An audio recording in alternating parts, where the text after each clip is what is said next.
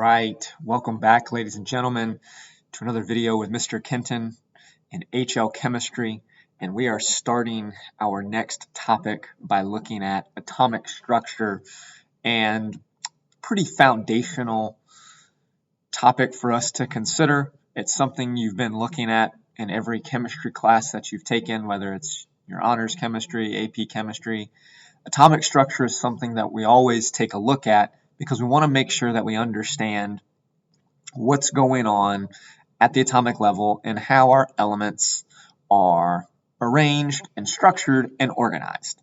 So starting with atomic structure here is really important. And so as we begin to look at this particular topic, the thing that I want you guys to consider that's extremely important here is that the mass of an atom is concentrated in its minute, positively charged nucleus. And remember, essentially all the mass of the atom comes from the protons and the neutrons, which reside in the nucleus. Okay, now some things to consider when we start to look at that particular idea and even how the nature of science plays into atomic structure.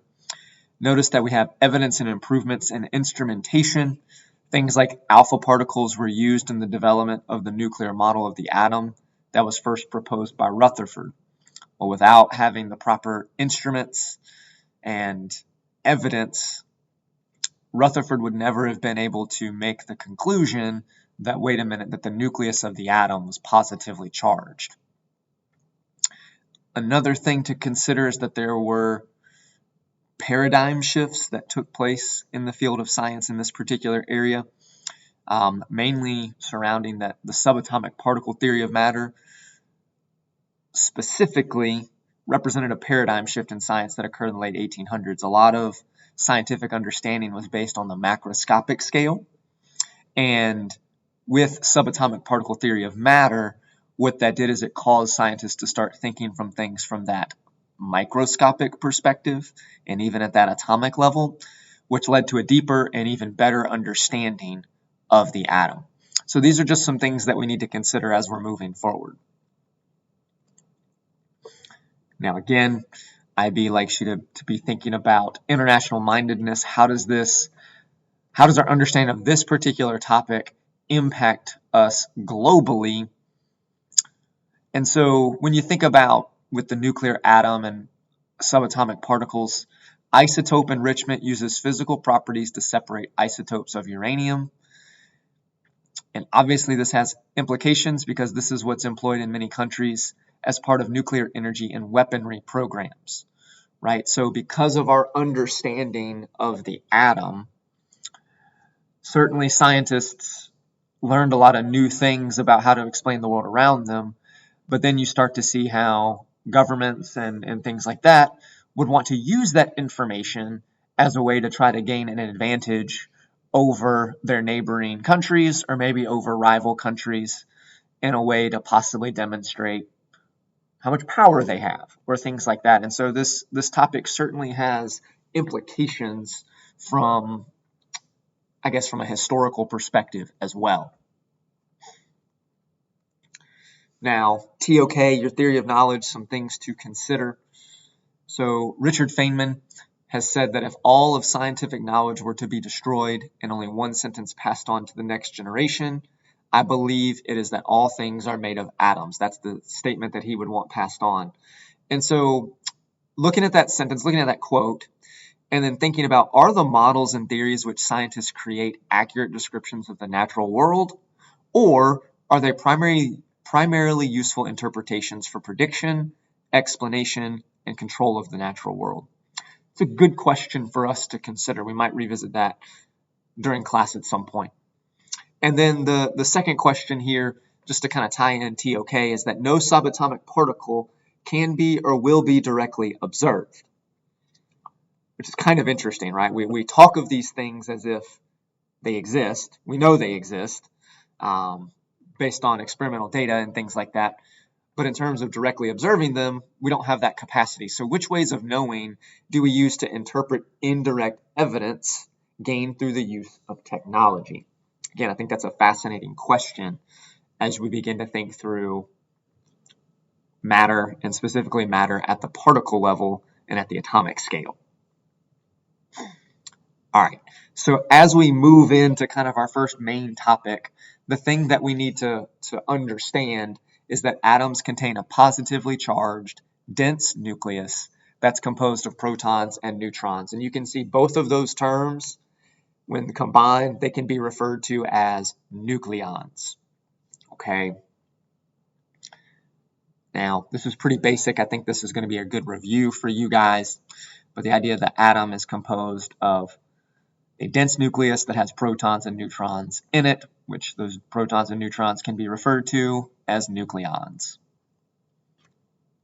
All right, the second thing is that the negatively charged electrons occupy the space outside the nucleus. Right, and we know from modern atomic theory, from the quantum mechanical model, that the electrons reside in the electron clouds. And when we start thinking about the volume of the atom, the majority of the volume of the atom is actually being taken up by the electron clouds, and the nucleus itself is very small in comparison. Now, when we take a look at each of these particles, right, we know that the protons are found in the nucleus. They're positively charged. We know the neutrons are also found in the nucleus. They're neutrally charged. They have no charge. And then we have our electrons, which are they surround the nucleus. They're in the electron cloud. They're in specific energy levels that have very specific shapes, which we'll be diving into. And so you've got your protons and neutrons in the nucleus. That's where the majority of the mass is. You've got your electrons that surround the nucleus in these energy levels. And those electron clouds account for the majority of the volume of the atom, right? And your electrons are negatively charged. And remember, the reason why the electrons aren't just falling into the nucleus is because there are strong and weak nuclear forces that are preventing the electrons and protons from just being attracted to each other to the point where they interact that closely.